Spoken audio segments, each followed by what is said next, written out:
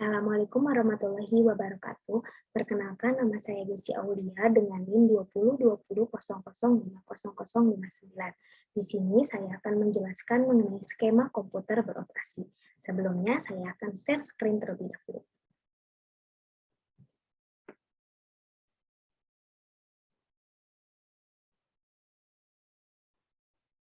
Nah,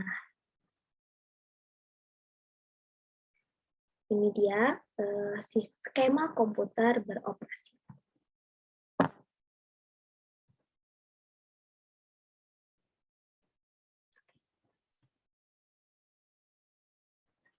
Ini dia skemanya, ada input, central processor unit atau sering kita sebut CPU. Ini adalah proses dan ada output. Sebelum saya menjelaskan ke sini, saya akan menjelaskan mengenai input itu apa, CPU itu apa, output itu apa. Nah, Input adalah perangkat keras yang digunakan untuk memasukkan data serta perintah ke dalam komputer, mengirim data-data yang sudah berbentuk bit-bit ke dalam storage. Nah, apa saja sih alat input pada komputer itu? Seperti keyboard, mouse, mikrofon, dan lain sebagainya. Nah, yang kedua itu, pada skema komputer beroperasi itu ada Central Processing Unit atau sering kita sebut dengan CPU, di mana ini adalah proses.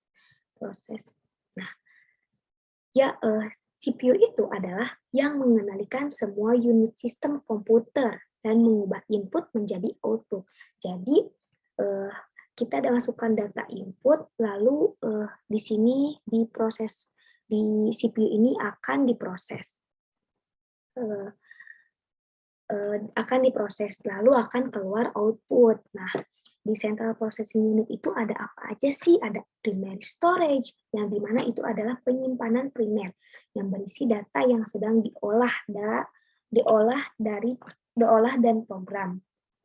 Nah, yang kedua itu ada control unit, yang dimana unit pengendali atau yang membuat semua unit bekerja sama sebagai suatu sistem yang berfungsi mengontrol kerja dari sebuah komputer.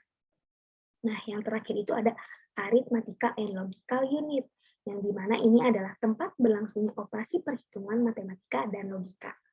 Oke, yang terakhir itu ada output. Nah, output itu adalah perangkat keras yang digunakan untuk menyampaikan informasi kepada satu orang atau lebih, menerjemahkan bit-bit ke dalam kode yang dikenal media output, serta tempat keluarnya hasil atau proses pada komputer. Nah, apa aja sih alat output pada komputer itu? Yang ada printer, monitor, dan lain sebagainya. Oke, saya sudah menjelaskan apa itu input, CPU, dan output. Di sini saya akan menjelaskan mengenai skemanya. Nah, input itu adalah data input itu akan dimasukkan ke primary storage, yang dimana primary storage ini mempunyai komponen, yaitu RAM, ROM, dan lain sebagainya.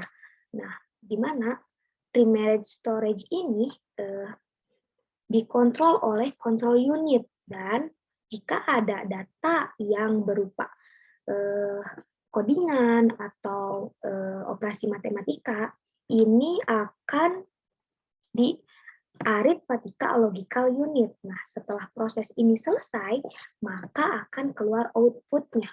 Nah, output ini akan disimpan oleh secondary storage. Nah, ini adalah gunanya si secondary storage.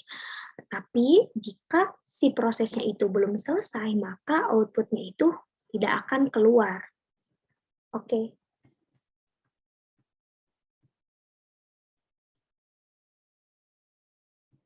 Jadi intinya skema berlangsungnya beroperasinya komputer itu ada input, CPU itu adalah proses, dan output. Sekian presentasi dari saya mengenai skema komputer beroperasi. Mohon maaf apabila ada kesalahan mengenai ini. Saya Gesy Aulia. Saya Gesy Aulia dari Prodi Sistem Informasi. Wassalamualaikum warahmatullahi wabarakatuh.